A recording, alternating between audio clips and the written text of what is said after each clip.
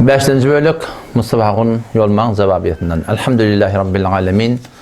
Ve salatu ve selamu ala seyyidina seyyidil enbiya vel mursalin ve ala alihi ve sahbihi ecma'in. Böyle kurumda haşiye gitmeyin.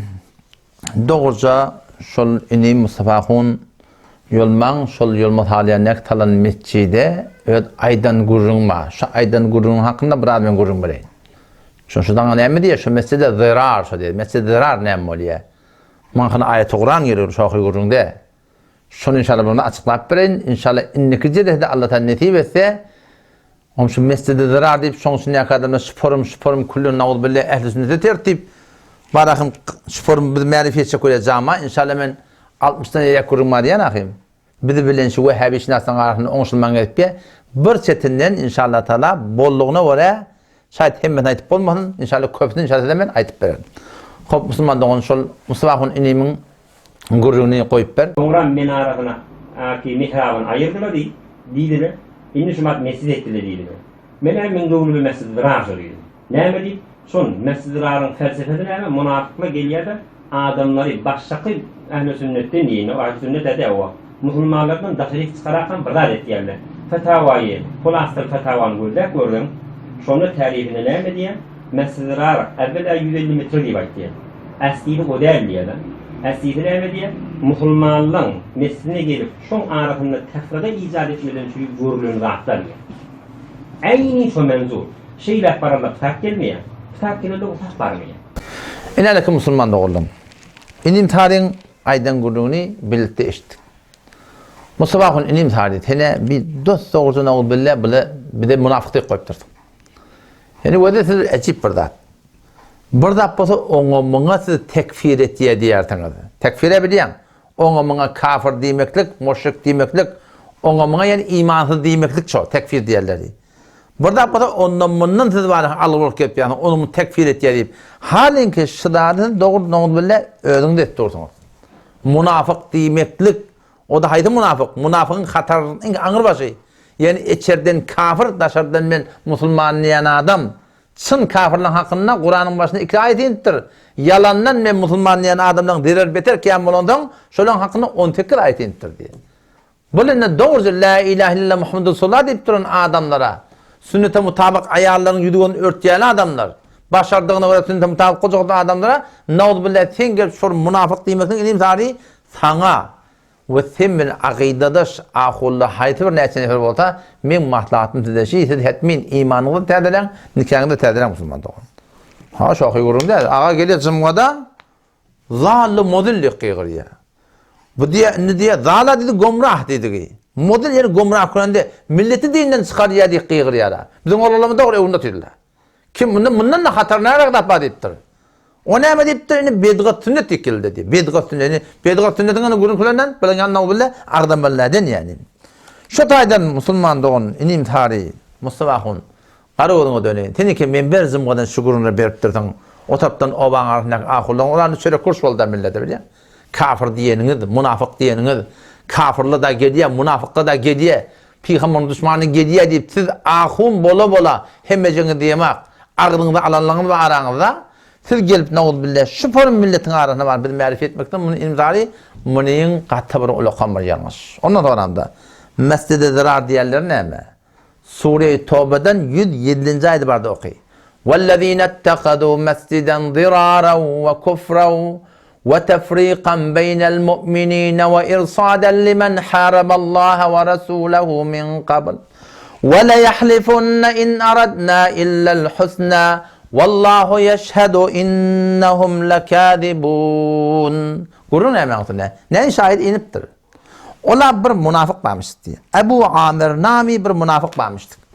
Resulullah sallallahu aleyhi ve sellem avvak salam mescidi Medine baranna bendilen bir yanına Mescid-i Quba. Mescid-i Quba'nı tanıyanlar şu tadı amal oluyor, dinin, diyanetinin doğal təlim boluptu. Şu tadı yan Ebu Amir adlı adam münafıkla ağır baş güçlütü bu nemet diye şu anırrakta bir mescid taliye ödeyim. Maksadı neyme? İslam'ın aleyhine, Müslümanların aleyhine, Peygamber'in aleyhine gelip de ne edecek? Nakşı dökecekler. Düzgün düzecekler. O taraftan da yalandan ben Müslümanlayıp Resulullah sallallahu aleyhi ve selleme de haber verirdi ki ya Resulullah tenne bereket geldin, bereketli adam sen ne gel iştada var akım bizim mescidimizde namaz okuy deyip.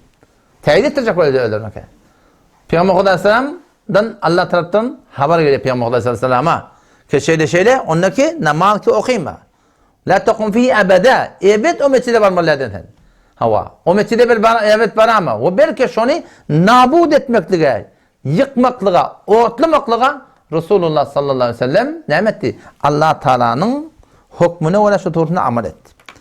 Eninim tarihi sen aydıp duruşun oraya naud billah. Bizim şu Teala'nın mescidi zarar olsa o da Allah Teala'nın aydan yıkan etmeden. وَالَّذ۪ينَ اتَّخَذُوا مَسْجِدًا ضِرَارًا Ol münafıkları ki mescid tutunurlar, mescid becerdiler dediği ne mi dönüşürün? ضِرَارًا Musulmanlara zarar vermeden dönüşürün. Bir. وَكُفْرًا Allah Teala'nın dine diyende kufr etmeden dönüşürün. İnkar etmeden dönüşürün. İslam'ı nabud etmeden dönüşürün. وَتَفْرِيقًا بَيْنَ الْمُؤْمِنِينَ Üçüncü edecek işler neymiş? Mescid alıp. İmanlı adamların arasında ihtilaf okumadan çürüyüm, tefrik okumadan çürüyüm. Dördüncüden ve irsaden limen haraballaha ve rasulahu min qabl ol Abu Amr münafık ba ona bir keminga becermeden çürüyüm. Allah benim peygamberim vursan adamların. Şuna keminga becermeden çürüyüm. Ondan sonra ve la yahlifunna in aradna illa al husna yalandan qasam isteyen adamlar diye. Şunumuz bilen niyetimiz hayır deyip. İlim tarihi yani sen gelip durdun bizim mescidimiz şu mescide zarar olmayan naul billah onu sen aytsın bana naul billah biz şu mescidi Müslümanlara zarar vermeden çürüyüm. Naul billah Allah Resul'a küfür etmeden çürüyüm. Naul billah Müslümanların arasında böyle ihtilaf okumadan çürüyüm. Ve irsaden limen haramallah naul billah başta bir çın münafığı şu ara getirip de varakım şu suratında varakım Huda bilen peygamber dininin aleyhine nakşa dökmeden çürüyüm. Ve la yahlifunna yalandan qasam isteyen adamları şu tadı üşürmeden çürüyüm. Şöyle bir mescid tanınmadı ilim tarihi. O sen senin varakım öz hükmün özün bir dağını. Sen bir Müslüman adama Huda peygamber deyip duran adama sen gelip şu form hüküm vermekten ilim tarihi evlep has özün aytyan. Hetmin imanını tədil ilim tarihi nikahını tədil. O imandan iman olmur ki Huda peygamber deyip veren adama şu suratını teleke doğruca varakım sorunu aytmaklığın. Bu vaxtda diye ama yan gurun eşitiniz ki biliyor musun? Yani doğru öğreydin kefin aydın. O da ne mi diye? Men doğrum. Şimdi sabah ona da aydın kefin şey. Men doğrum şol mesele zarar. Şol dedim. Ne mi deyip? Şol mesele zararın felsefesi ne mi? Şimdi şol aydın kefler şey. Münafıklar geliyenler adamları baştaki ehl-i sünnetten Müslümanlardan daşayık çıkarıp başka burada adet yerler deyiptir da. Onun sonra ne mi diye? Aynı şol men dur diye şuna. Şimdi naul billah şu mesele köşede tanınıptır bugün amal ettiler. Şol gelip naul billah doğru şeyde bir niyet bilen manahim şu manahim düzülüp manahim kurulup bir manahim suratında şoğutunu manahim düzgün düzülen yalak. Ondan sonra aydan adı ne mi? Mescid-i Dirar Müslümanların mescidine gelip şoğun arasında tefriki icat etmen için görülen de hatta diye. Aynı şolman doğru diye. Şondan başlatıcı için tanınan da hatta diye. O zaman şurada imtihan Allah'tan toğu versin. Eğer o da kulak at. Eğer bir sizin alpbarinin tertibini ters fotoğrafı set derse de demeyin. 60'tan 50'e atbar imtihanı biz bilinsiz oңuşman geçpiyat.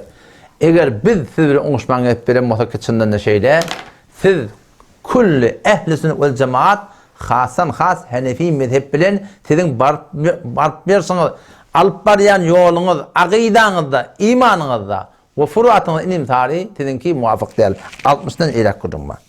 İnşallah indiki cevabiyede var. Ahi meşini yekan açıklap verelim. Ol ki geçen gurunuzda kan eşitiniz 60'dan 50'e var diye ne yapayım? Gurun başında da aytdım. Allah'tan dediği ve ilim tarihi şu sizin ehl-i sünnet vel cemaat Hanefi mezhepte, furuatta, etiqatta, ehl-i sünnet vel cemaata sizin aytyan keplerinin tersligini inşallah tamen aydıp bereyin. Naul billah size kafir diye ne diyebilir?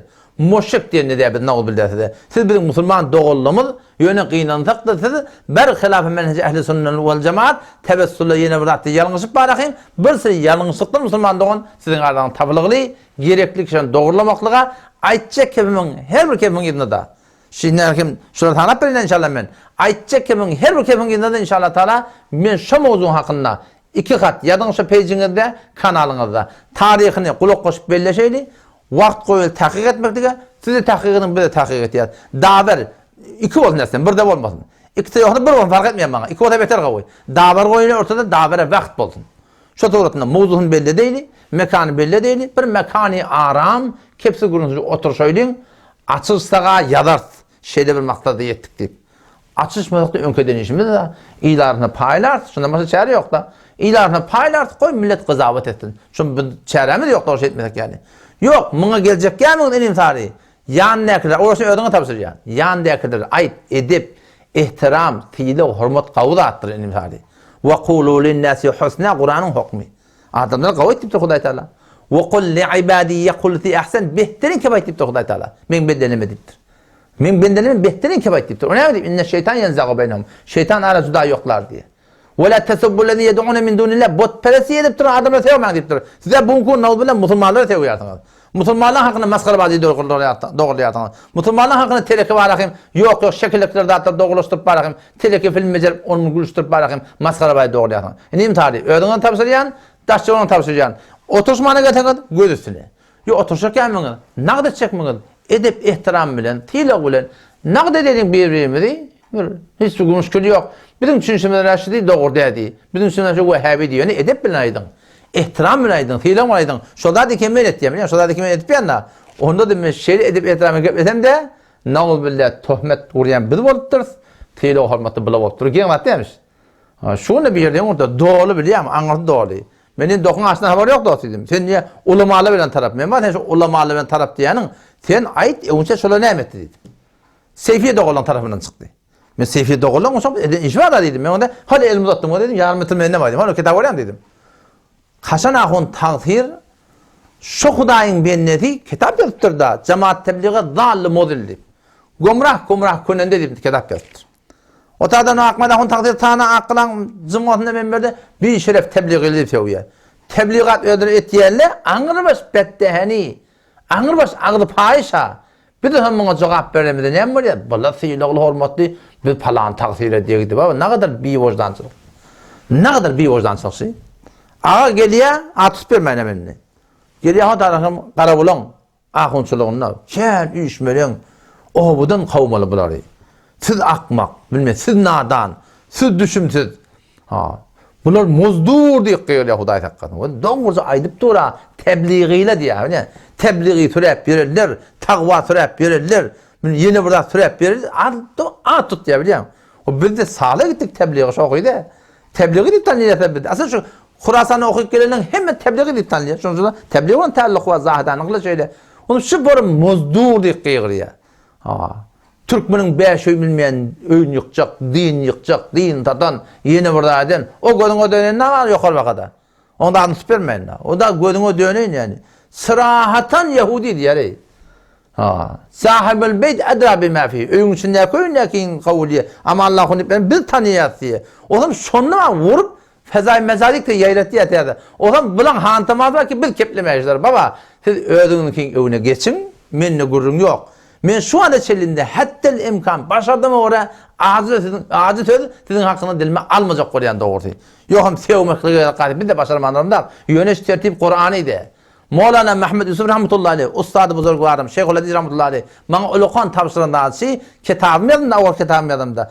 O kitabım yazıp eline vereyim bana ne mi dedi? Bir benim kitabı çetor neveşti dedi. Kitabı bayet tori neveşt, ki düşman taqat bukone bakhane dedi. Getir o kitabı ne form yazdın sen ya da? Kitabı bir form yazmak ki düşman taqat etsin kulak atmana. Çünkü ki bir taraf botu düşünüşmeyen geliyorlar. Ne kadar adam ne var da şu an? Direkte geliyor, kahar verendi her. Anıdan doldur körtülü. Baba şeyle. Şunu Allah bilen kasım, şunu önüme mezat kayetti. Akun ağımın hemen bağışla beni diye. Ben bizcedir diyemeydim diye. Anıdan doldur körüyorlar. Mınadan bir daktık. Amanullah harasi. Baba ne aman var? Amanullah. Ne yürek varsan ay böyledir ha. Ay şeyledir ha. Siz gelin ben yaşak görün önce. Allah'ın tevfikatını beni görün. Bir yaşak görün. Sizin aytiyen adamını değil mi? Ben açık aytiyen gelen yaşak görün. Eğer şimen alıp barayan düzgünümde, hanavadanda, bolup bersinde, dadında, şeriatı tertat koysan, tüfen yüdüne diye ağa. Yani sonra yani, hayti burada dedi. Hayti burada sonra, o zaman sen aytiyanın tapmadan, olayla bir kurmuşsun bana doğan. Ve la havle ve la kuvvete illa billah. Ya Allah mahfede ori, ödüm öğün yalak kollum. Allah ta tevfik versin inşallah inniksiri, Allah ta nesip etse, şol 60'tan edek kurulmada, şon umumun çınacak kurumlarını Allah ta nesip etse, şon şundan taylap, ben aydıp vereyim, ta inim tarih belli olsun. Nauz billah bizim mescidine zarar gördür diye ne? Huday hakikaten. Ta belli olsun ketidin alıp barayan tertibiniz aqidada ehl-i sünnet vel cemaatda tertmiye tertemi. Ve sizin furuatta Hanefi mezhebi siz tertmiye tertemi inşallah taala belli olur. Vesselamu aleyküm ve rahmetullahi ve berekatuhu.